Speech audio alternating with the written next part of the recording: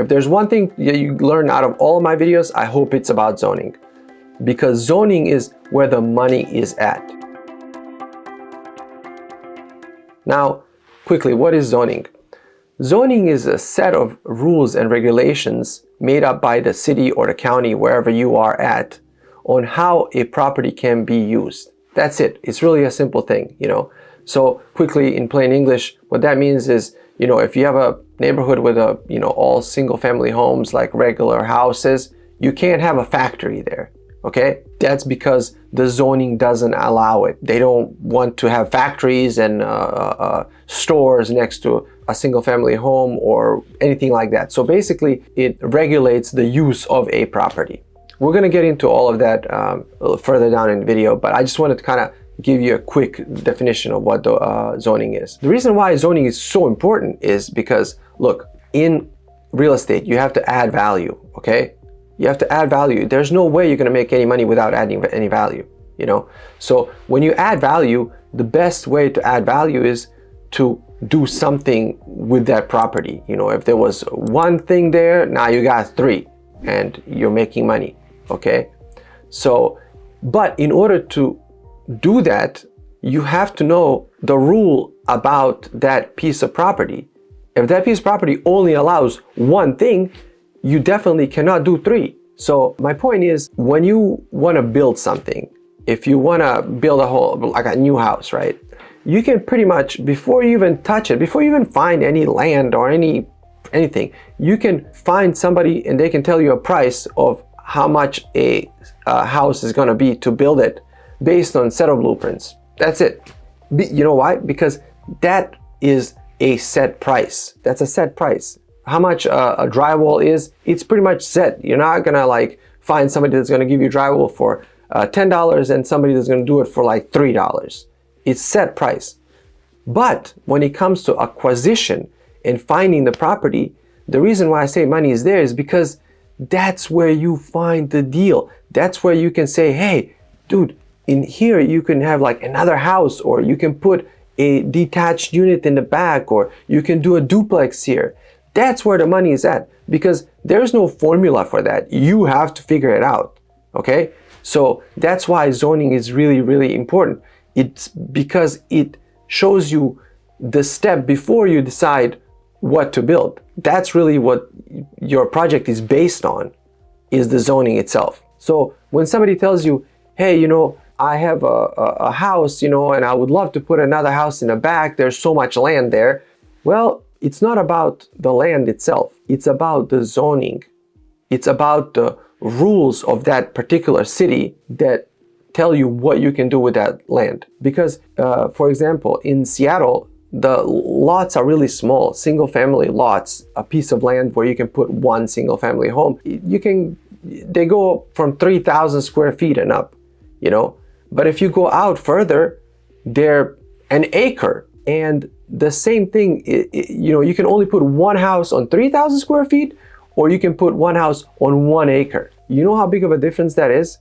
So that's why you can't say, hey, on that acre, you could probably put 50 houses, but the zoning allows only one, okay? So that's where we're gonna get into all of this further on. I just wanted to kind of make a quick intro of what zoning is. It's basically rules and regulations about a use of a property. And the reason why it's important is because when you acquire property, the easiest way to add value to it is if the zoning allows it. If you can do more with that property, it has an opportunity to do more.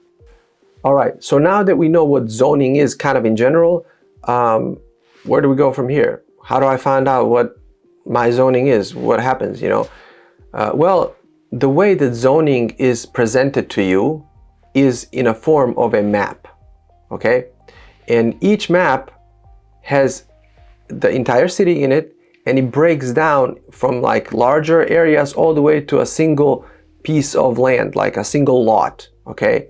And different areas are colored differently, and each color correlates with the legend on the map that explains what each color signifies. I'm going to show you an example right now.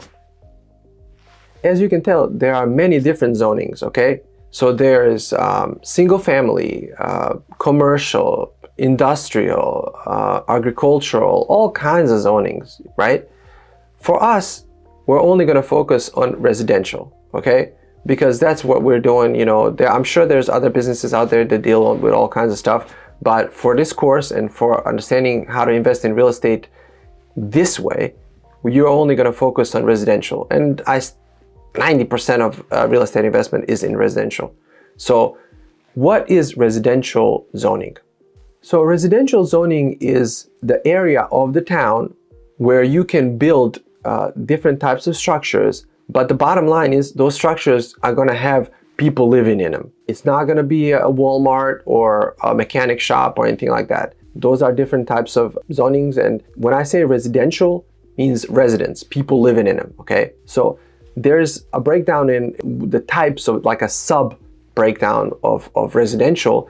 And basically it's a single family and multifamily. Now, single family means on that piece of property that's residential already, you can build a single family home, meaning that one person or one family can live on that inside of that house.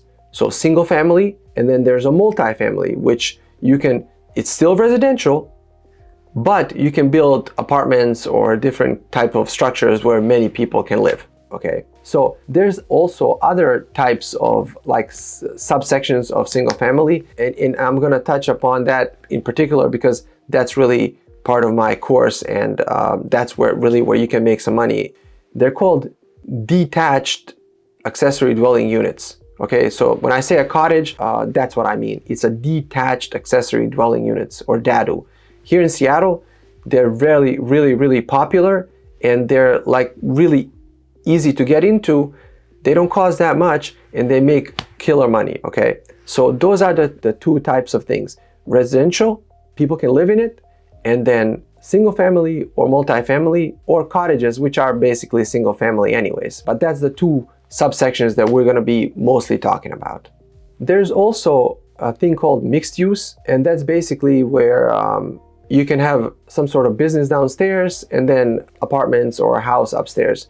That's something that down the line, once you get into this business and you know what you're doing, you'll find out that that's something interesting and you can pursue that. But for right now, for us to invest, this is way too complicated to start out with a mixed use. I just wanted to say there are certain types where you do have a business and residential kind of on the same piece of land. But to do that, it's really complicated. I just wouldn't touch it right now because it takes so much more money and so much more knowledge to do this. It would be way too risky for somebody to get into it as a first project. Now that we know what zoning is and what residential zoning is and what multifamily zoning is, how do we pick the right zoning for my project or for your project? Well, the thing is, you don't really pick the right zoning. You pick the zoning that can increase density.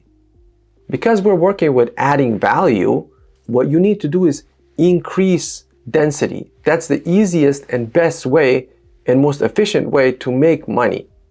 Where there was one, now there's two. Obviously, it's more complicated than that, but essentially that's really what it is. You have to look at zonings that allow certain things to happen to increase density. Second thing about zoning, or in general about acquiring a property, is you have to know what you want to do with the project. What would you like to do? Okay? If you want to keep it, or if you want to sell it, you have to know that in order to get into that project. In addition to that, you really got to know how much money you got available to start out with, because certain zonings are good, but they're way too expensive.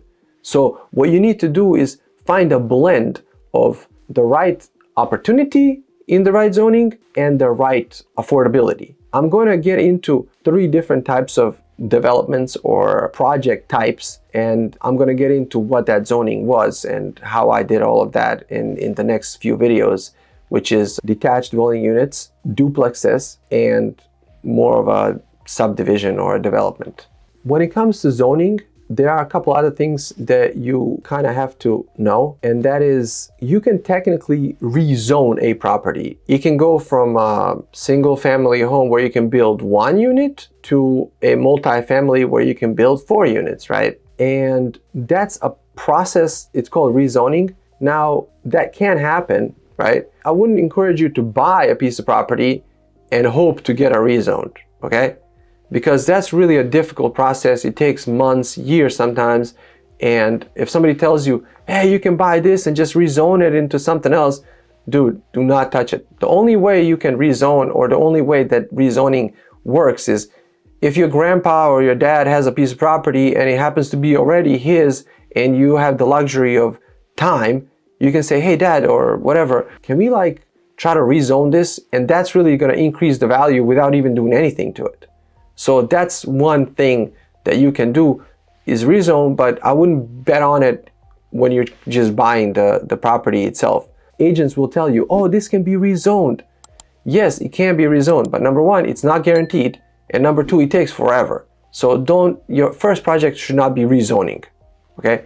For the rest of the video, we're gonna focus on actual zoning maps and how they are used to analyze them and to figure things out so you can purchase the right project.